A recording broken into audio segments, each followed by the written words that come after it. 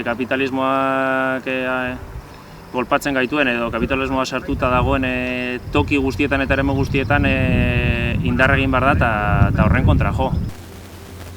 Kalera atera, bai, hori. Baina denok. Osea, gutxi batzuk bakarrik ateratzen ez dugu ezer egiten. Nik uste egon behar da matxina da bat. Longen mundu guzti hori, nik uste Gazteri oso apurtzen duela. Bai, hori, ezagutzeko beste aisialdia asetzeko, ezagutzeko beste jende guzti hori, ezakit, bai horrekin eta gero bai, gure egoera makala denez gaur egun, horri aurre egiteko aukerak eta guzti hori ere erabat zapuzten ditu. Gazteria geratzen da hor eta bai aisialderako eta bai manifa dagoelako, gazte bati egin diotolako ez dakiz zer, ez dago ere elkartasun hori gazteen artean.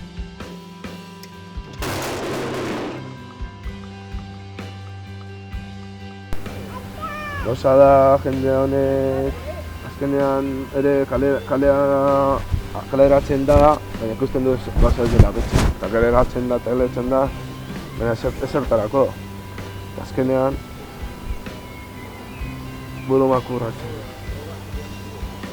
Behar duguna da konpromiso bat, guztion arteko konpromiso pitxin bat egitera, asko egiteko.